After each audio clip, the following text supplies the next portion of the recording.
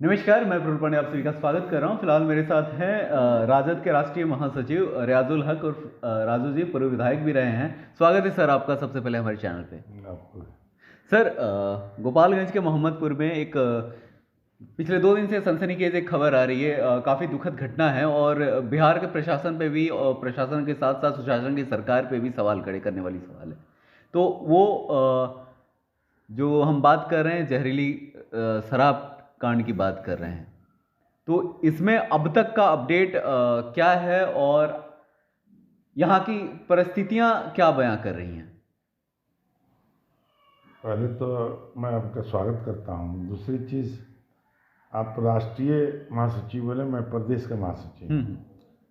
Sir, जहाँ तक शराब कांड की बात है, जब हमको मालूम है कि दर्जनों यानी लगभग 14-15 की संख्या में अभी तक मृत्यु गोपालगंज में हुई है और बहुत सा लोग हॉस्पिटल आए हैं, बहुत सा लोग प्राइवेट इलाज कराने चले गए हैं, अब बहुत सा लोग मृत्यु के बाद फूंक दिए हैं जो प्रशासन को मालूम नहीं है। ये सिर्फ गोपालगंज की बात नहीं है। अभी देखिए, ऐसा ही घटना सेम दिन कल परसों में ही बेतिया में हुआ है। वहाँ भी 10 से ज़्यादा संख्या में लोगों की मृत्यु हुई है। पूरे बिहार में नशीली पदार्थ कंट्रोल में नहीं है। मैं ये कहूँ कि सुशासन बाबू के सुशासन में होम डिलीवरी दारुओं का हो रहा है। अच्छा, मेरा ये सवाल पूछने का मेन मकसद ये था कि अब तक अपडेट के हिसाब से 11 लोगों की जहरीली शराब से मृत्यु हो चुकी है और 4 लोग गंभीर रूप से फिलहाल उनका इलाज चल रहा है। ये सरकारी पुष्टि के हिसाब से ये सारी चीज़ें हैं। तो सर ये बताइए कि स्पेशली गोपालगंज के कुचायकोट बॉर्डर माना जाता है, जिस बॉर्डर से के तरफ से ही बिहार में शराब की सप्लाई होती रही है। क्या प्रशासन यहाँ पे अच्छे से कार्रवाई नहीं कर रहा है या फिर क्या? ऐसी बात नहीं है। तो फिर सुशासन बाबू पूरे प्रशासन को दारू के पीछे लगा दिए हैं। पुलिस मर्डर केस में छोड़ दे रही है, दारू के पीछे दौड़ना शुरू कर दे रही है। यहाँ गोपालगंज जिले में यूपी ही नहीं, नेपाल के भी बॉर्डर लगते हैं। लेकिन सिर्फ गोपालगंज जिले की बात नहीं है, ये पूरे बिहार में सप्लाई हो रहा है। चाहे जहाँ से भी आए, हरियाणा से आए, यूपी से आए, आपको झारखंड से आए, बंगाल से आए, हिमाचल प्रदेश से आए, जहाँ से भी आए, चाहे उत्तराखंड से आता है। क्योंकि यहाँ दारू बंद है और दारू बंद होना, हमको जो उम्मीद है कि दारू जो बंद था, जो बिक्री थी सरकारी आंकड़ों में, उससे ज़्यादा जो है बेचा जा रहा है। आज जो है होम डिलीवरी मिल रहा है।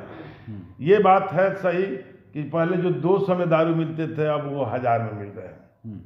लेकिन दारू बंद नहीं है। दारू बंद नहीं है।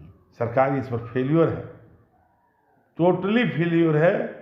मैंने जो कही सारा उनका तंत्र लगा हुआ है, लेकिन फेल्योर है दारू के मामले में। जिस दिन ये घटना हुई थी उस दिन आपने राज्यपाल से और मुख्यमंत्री जी से आपने राष्ट्रपति शासन लागू कराने की मांग की थी। बात सही है?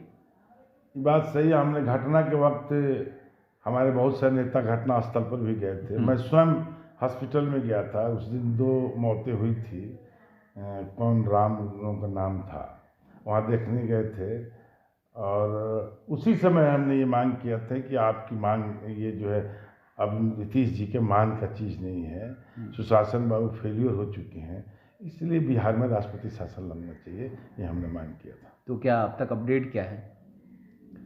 हमारी मांग है, हम विपक्ष में हैं, हम मांग ही रख सकते हैं ना। हमारे पास तो कलम और ताकत नहीं है कि हम लोग कर सकें। हम ये नीतीश बाबू के शासन में ये तय हुआ कि दारू बंद है, लेकिन जो हालात ये हो गई है, बद से बदतर हालात है। यही कारण है कि आज इतने लोग मौत हो रहे हैं। जो मौत का कारण है, ये जो है 2 नंबर का दारू सप्लाई आ रहा है बाहर से और जो है लोग पी रहे हैं, मर रहे हैं। इनका इस पर कंट्रोल नहीं है। भले जितने भी दावे कर रहे हैं, सब दावे खोखले हैं नीतीश बाबू का, और नहीं हो रहा है तो आपको इस्तीफा दे देना चाहिए। तेजस्वी जी तो बार बार कह ही रहे हैं कि भाई इस्तीफा दीजिए, हम जैसे नौजवानों को मौका दीजिए, एक बार दीजिए, कैसे कंट्रोल होता है नहीं होता है। अच्छा सर, एक बात बताया जाए, पंचायत चुनाव को लेकर दारू बिक रही हैं, दारू के मोल पे वोट खरीदे जा रहे हैं, बात सच है? ये भी बात सच है, ये कोई गलत बात नहीं है। पंचायतों में हर आदमी चाहता है कि मैं अपने तरफ लोगों को एक ये करूँ, मोड़ूँ और अपने सिंबल पर मैं वोट लूँ। इसके कारण गरीब को खरीदने की कोशिश करता है, जिसमें दारू और पैसे की खेल होती है, ये भी एक कारण है। अच्छा, एक बात, जब नीतीश कुमार ने जब शराबबंदी की थी तो विपक्ष में जब आप लोग थे तो आप लोगों को कहीं ना कहीं वो चीज़ बात खटक रही थी। नहीं, शराबबंदी का जब इन्होंने लागू किया था तो सरकार हम लोग को सम्मिलित थी। हाँ। जिस वक्त हम लोग के साथ नीतीश जी मिले थे, उसी वक्त की बात है कि दारू की बंदी कराया था। हम लोगों ने उसको श्रृंखला भी बनाया था, समर्थन भी किया था, लेकिन जो आप लागू किए वो आप पालन नहीं कर पा रहे हैं, फेलियर है, तो उसको भी हम खोलेंगे। वहीं कई सारे पॉलिटिशियंस ऐसे भी हैं, नए नए चेहरे भी हैं जो बार बार ये कह रहे हैं कि जो शराबबंदी जो लागू हुआ वो कहीं ना कहीं गलत फैसला था सरकार का, उसको फिर से वापस चालू स्टार्ट कर देना चाहिए। अब ये बात तो हम नहीं कहेंगे, लेकिन दारू का फैसला लिए जनहित में, इनका कहना कि हम जनहित में फैसला लिए, ठीक है भाई, तो जनहित में लिए तो इतने लोग मर कहाँ से रहे हैं? उसको लागू कीजिए, इनसे लागू हो नहीं पा रहा, फेल्योर है, घर घर दारू सप्लाई है, तो फेल्योर जब है तो इनको पूरा विचार करना ही चाहिए। हाँ, ऐसे भी बातें कई सारी चीज़ें सुनने में आती है, कॉर्पोरेट मीटिंग हो गए या फिर कॉर्पोरेट बिजनेस है, सिर्फ दारू की वजह से बिहार में नहीं आ रही है। ये भी है, असर तो पड़ा है, असर पड़ा है, लेकिन ये फेल्योर है। बंदी तो की है लेकिन फेल्योर और असर तो पड़ा है, बिजनेस पर भी असर, सब लोगों पर असर पड़ा है। और इनके अब जो है ये बंदी कर दिए, खुश थे, ठीक है, हम लोग भी समर्थन में थे, लेकिन फेल्योर है। पहले से ज़्यादा दारू बिहार में बिक रहे हैं, नाजायज ढंग से बिक रहे हैं, यही कारण कि लोग जहरीली शराब पी कर मर रहे हैं। पहले इस तरह की घटना बहुत कम होता था, इन आए दिन हो रहा है। अच्छा, कोई सरकार को ट्रिक एंड टिप्स दीजिएगा कि आखिर इस सारी चीज़ों से कैसे वो फेस करें, कैसे बचे, कोई तरीका बताइए। नहीं, जब लागू किया हुआ इनका है, हाँ। तो ये तो उपाय जानते ना होंगे कि कैसे बचे हम, जी जी, किस तरह कंट्रोल करें। इसका मतलब फेलियर है। अब फेलियर है तो छोड़े, इस्तीफा दें, दूसरे को मौका दें, नौजवान को मौका दें, तेजस्वी यादव को, फिर कंट्रोल करके तेजस्वी यादव हमारे नेता दिखाएंगे। यानी साफ तौर पे पूर्व विधायक राजू सर का मांग है कि नीतीश कुमार फिलहाल इस्तीफा दें। तो ये थी खास बात राजू सर के साथ। तो इसी के साथ मैं प्रवीण पांडे इजाज़त लेता हूँ, तब तक के लिए बने रहे हमारे साथ। नमस्कार, धन्यवाद।